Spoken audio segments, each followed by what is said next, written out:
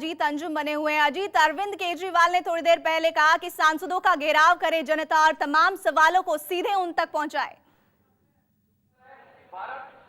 देखिए प्रीति, जिस ढंग से अभी अरविंद केजरीवाल ने जो मंच से घोषणा की है, जिस ढंग से अरविंद केजरीवाल ने कहा कि जनता से अपील की, जो लोग रामलीला मैदान में मौजूद हैं उनसे अपील की और देश के लोगों से अपील की कि आप जहां भी हैं, जिस इलाके से भी बिलोंग करते हैं, उस इलाके के सांसदों का घेराव करें। उन सांसदों से आप पूछें कि वो सांसद किसके साथ हैं, जन लोकपाल के साथ हैं या लोकपाल के साथ हैं, वो सांसद सरकार के साथ हैं या अन्ना हजारे के जन लोकपाल के साथ हैं। इतना ही नहीं, अरविंद केजरीवाल ने कहा कि लोग अपने अपने इलाकों के सांसदों के साथ साथ मंत्रियों का भी घेराव करें, मंत्रियों के घर के बाहर जाएं, मंत्रियों से पूछें कि वो क्या चाहते हैं, कौन सा लोकपाल चाहते हैं। उन्होंने कहा विपक्षी दलों के नेताओं से भी आप पूछिए कि आप अगर जन लोकपाल के समर्थन में हैं तो आप खुलकर आएं, और अगर आपको जन लोकपाल के कुछ बिंदुओं से असहमति है तो वो कौन से बिंदु हैं, वो उस पर भी आप बातचीत करें। लेकिन सबसे बड़ी बात, हर बात के अंत में बात ये निकली कि जो भी बात हो रामलीला मैदान में हो। अरविंद केजरीवाल लगातार ये बोलते रहे,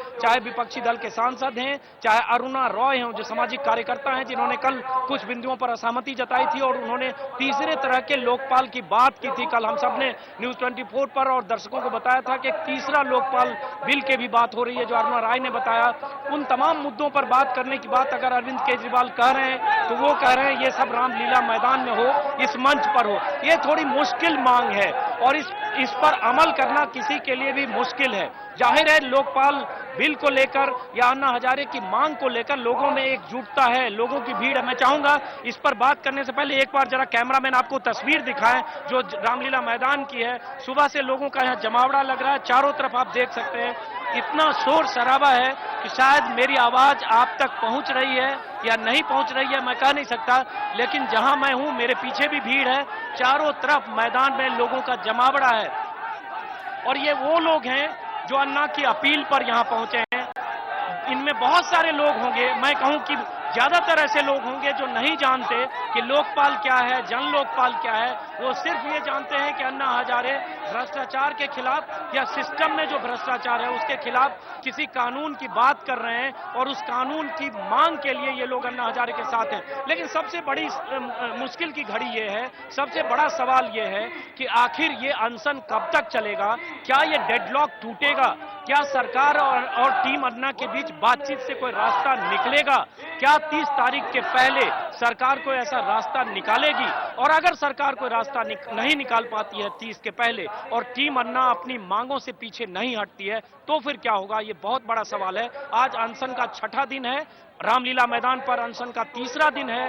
दोनों पक्षों में अगर देखें, दोनों अपनी अपनी बात पर जमे हुए हैं। हालांकि प्राइम मिनिस्टर ने कल कहा कि गिव एंड टेक का रास्ता खुला है, बातचीत का रास्ता खुला है, लेकिन उसके बाद के जो भी बयान है उससे लगता है उस बातचीत में अभी कोई समझौते का रास्ता निकलता हुआ नहीं दिख रहा है। अन्ना हजारे की टीम की एक ही मांग है, जन लोकपाल संसद में पेश करो, पेश करो।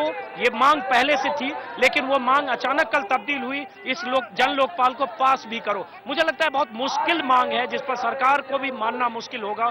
और यही वो वक्त है जब कई राजनीतिक दल, कई डेमोक्रेटिक सिस्टम में यकीन करने वाले बहुत से लोगों की ये मांग है।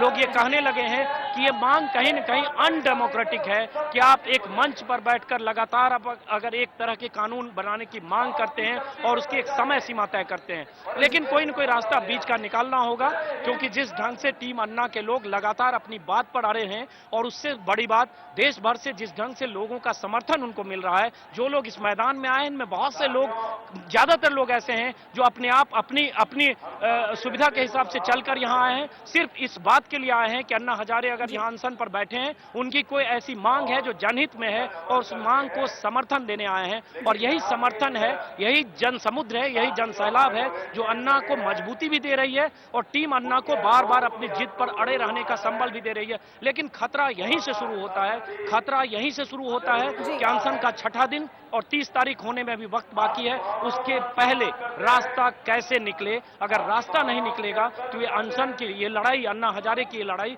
कहां तक जाएगी। प्रीति, अजीत, आप